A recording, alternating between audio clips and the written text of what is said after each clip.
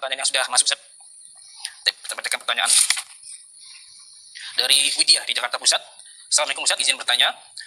Ustaz, saya berusaha untuk berpegang teguh pada sunnah, meniti jalan salafus saleh, namun mendapat kecaman keras dari orang tua.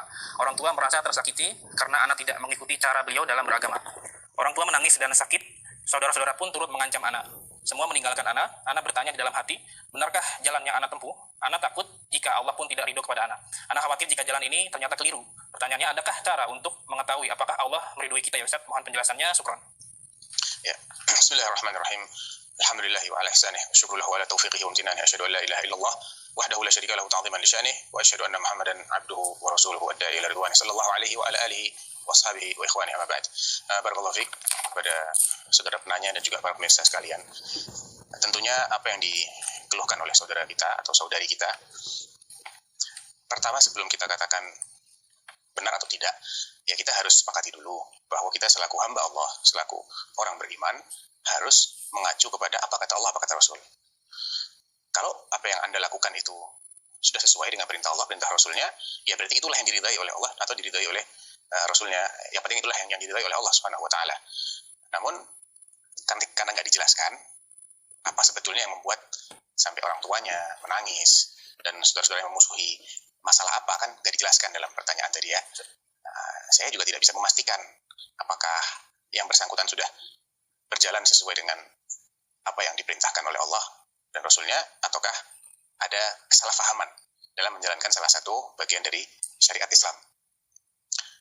Kalau secara garis besar, manhaj salaf itu artinya adalah Islam sebagaimana yang diajarkan oleh Rasulullah Shallallahu Alaihi Wasallam.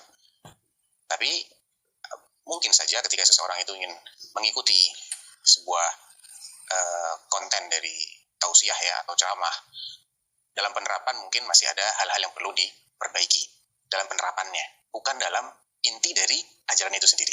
Ya, misalnya sebagai contoh ya, ada kalanya ketika kita ingin mengamalkan sesuatu, memang benar itu disunahkan, itu diajarkan oleh Rasulullah Shallallahu Alaihi Wasallam.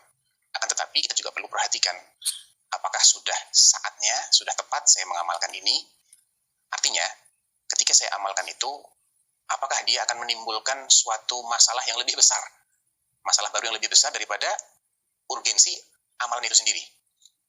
Rasulullah Shallallahu Alaihi Wasallam ketika sudah menaklukkan kota Makkah pada tahun ke-8 Hijriah, pasca Fathu Makkah ini, dan beliau ketika itu sudah menyingkirkan 360 berhala yang mengelilingi Ka'bah. Sudah beliau bersihkan area tawaf itu dari simbol-simbol kekufuran jahiliyah.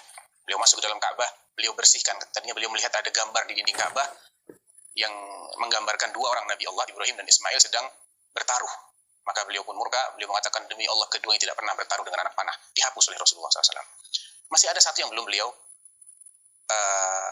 perbaiki, yaitu struktur bangunan Ka'bah itu sendiri. Beliau sempat bercerita kepada Ibunda Aisyah radhiyallahu anha, laula anna qaumaki haditsu ahdin bi kufrin la hadamtul Ka'bah wa la banaituha ala qawaid Ibrahim. Wahai Aisyah, kalaulah bukan karena kaummu ini, orang-orang Quraisy ini baru saja mereka ini lepas dari kekafiran dan masuk Islam. Artinya masih belum begitu kuat imannya. Kalaulah bukan karena imannya orang-orang Quraisy yang masih lemah, niscaya Ka'bah ini akan aku pugar.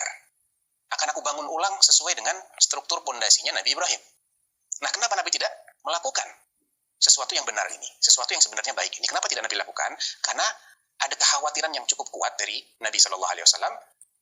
Kalau beliau melakukan itu di depan orang-orang yang baru masuk Islam ini, mereka akan salah faham terhadap ajaran ini. Mereka akan mengira ini Nabi watak aslinya keluar. Apa itu? Dia nggak suka dengan Baitullah. Dia benci dengan simbol Baitullah, yang mana Baitullah itu adalah sesuatu yang juga dihormati oleh orang-orang jahiliyah. Walaupun cara menghormati mereka keliru. Buktinya dia hancurkan Ka'bah, dia bangun ulang. Nah, Nabi mengkhawatirkan jangan-jangan nanti mereka yang baru masuk Islam ini murtad lagi.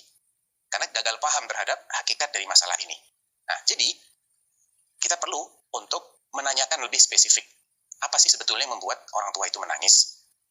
Karena agak sulit untuk ditelan begitu saja apabila semua ajaran Islam membuat dia menangis. Padahal aslinya orang tuanya Muslim kan.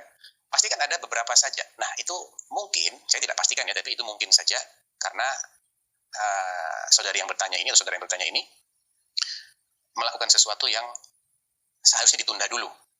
Ya, atau dengan cara yang harusnya tidak seperti itu.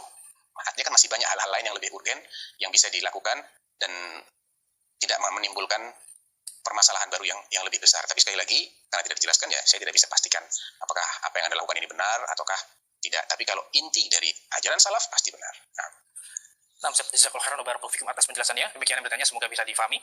Dan kita angkat pertanyaan kembali dari website. Dari hamba